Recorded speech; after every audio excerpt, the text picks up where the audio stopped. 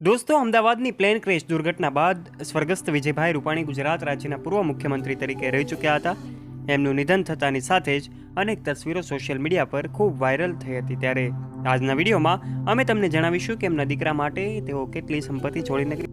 જો તમે જાણવા માંગતા હોય તો આ વિડીયોમાં અંત સુધી બન્યા રહેજો. દોસ્તો, આજના વિડીયોમાં અમે તમને એમની ગાડીઓ અને બંગલા વિશે પણ જણાવીશું. સાથે હવે એમના ઘરે તાળા લાગ્યા છે, કારણ કે અચાનક વિજયભાઈ રૂપાણીના નિધન થતાની સાથે જ એમનું ઘર જે છે ત્યાં સોપો પડી ગયો છે. ત્યારે દોસ્તો, શું તમે જાણવા માંગો છો આખરે વિજયભાઈ રૂપાણી સ્વર્ગસ્થ થતાની સાથે જ એમના પરિવાર માટે કેટલી સંપત્તિ છોડીને ગયા છે? તો આજના વિડીયોમાં એ પણ તમને જણાવી દઈશું કે દીકરો જે છે એ એનો વારસદાર બનવાનો છે, ત્યારે દીકરો શું કરે છે અને ક્યાં રહેશે. આ તમામ બાબતે જાણવા માટે આજના વિડીયોમાં અંત સુધી બન્યા રહેજો. અને ચેનલ ઉપર પહેલી વાર આવ્યા હોય તો નીચે રહેલું બેલ આઇકન દબાવીને અમારી યુટ્યુબ ચેનલને અવશ્ય સબસ્ક્રાઇબ કરી લેવાની જવાબદારી તમારી છે.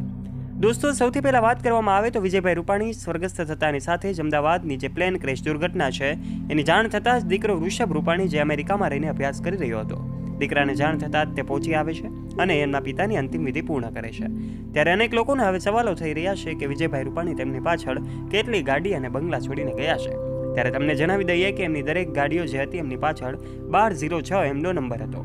આ એમનો કિંમતી નંબર હતો, પરંતુ એમનો જે અવસાનની તારીખ છે એ પણ 12/6/2025 બની ગઈ. ત્યારે આ કિંમતી આંકડો જે એમના મોતનું કારણ બની ગયો. ત્યારે દોસ્તો, એમની પાસે બંગલા અને બે ઘર છે, એક રાજકોટ અને એક ગાંધીનગર. ગાડીઓ પણ એટલી હોઈ શકે છે, સરકારી વાહન તો હોય જ છે, પરંતુ પોતાના પ્રાઇવેટ વાહનો પણ એટલા જ હોય છે. કારણ કે વિજયભાઈ રૂપાણી મુખ્યમંત્રી તરીકે રહી ચૂક્યા હતા ત્યારે એમની સંપત્તિ હજારોમાં નહીં, લાખોમાં નહીં, પરંતુ કરોડોમાં હોય તો એમાં નવાઈની વાત નથી. એમની પાસે રાજકોટમાં અને એમના ગાંધીનગરમાં એક બંગલા છે, અને ત્યારબાદ એવું પણ કહેવામાં આવી રહ્યું છે કે એમની પાસે ઘણી બધી ગાડીઓ પણ છે. ત્યારે પરિવાર તો અલગ અલગ જગ્યાએ વસેલો છે. વિજયભાઈ રૂપાણી ભારતમાં રહેતા હતા અને પોતે એમના જે કાંઈ પણ પીએ છે એમના દ્વારા તેમની જે કાંઈ કાર્યવાહી છે એ થતી હતી. ત્યારબાદ એમનું મકાન રાજકોટમાં છે, ત્યાં જ વિજયભાઈ રહેતા હતા પરિવાર સાથે. દીકરો વૃષભ રૂપાણી જે અમેરિકામાં રહીને અભ્યાસ કરતો હતો, તો દીકરી રાધિકા રૂપાણી જે લંડનમાં રહીને અભ્યાસ કરતી હતી, એમને મળવા જ જે કાંઈ પણ વિજયભાઈ રૂપાણી છે જઈ રહ્યા હતા. અને ત્યારબાદ અચાનક દુર્ઘટના બની અને એમનું નિધન થયું. દોસ્તો, તમને જાણીને નવાઈ લાગશે કે એમના જે ગાડીઓ અને બંગલાઓ છે ખૂબ લિમિટેડ છે, કારણ કે તેઓ રાજકોટમાં જ એમના પરિવાર સાથે રહેતા હતા. ત્યારે સ્વર્ગસ્થ વિજયભાઈ રૂપાણીની જાણવાની વાતો જે છે તમને આજના વિડીયોમાં અમે તમને જણાવી દીધી છે. સાથે એ પણ જણાવી દઈએ કે દીકરો જે રૂપાણીનો દીકરો છે વૃષભ રૂપાણી, અચાનક પહોંચતાની સાથે જ એમણે તમામ વિધિઓ પૂર્ણ કરી હતી. એમને અંતિમ સંસ્કારથી લઈને શોક સભાઓ જે અલગ અલગ જગ્યાએ આયોજિત થતી હોય છે, ત્યારે આ વિધિઓ પણ પૂર્ણ કરી હતી.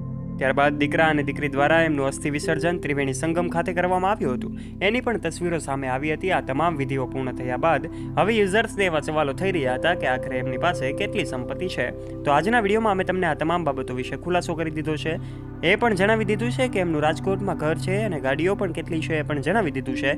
તમામ વાતોનું સત્ય અહેવાલ મુજબ હોય છે. ત્યારે સ્વર્ગસ્થ વિજયભાઈ રૂપાણી આ દુનિયામાંથી વિદાય લેતાની સાથે જ સૌ લોકો ભાવુક થયા હતા. દરેક વ્યક્તિ એમના પરિવારને સાંત્વના પાઠવી રહ્યા હતા, તો કેટલાક લોકો એમના પરિવારના સભ્યોને રૂબરૂ મળીને હૂંફ આપી રહ્યા હતા.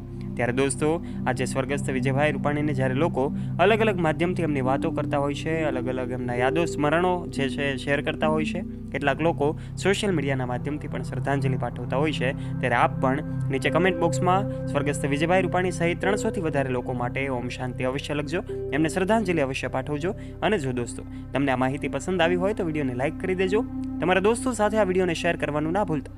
તથા આવા રસપ્રદ અને રોચક વિડીયોઝ માટે નીચે રહેલું બેલ આઇકન દબાવીને સબસ્ક્રાઇબ કરી લેજો અમારી યુટ્યુબ ચેનલને. ધન્યવાદ.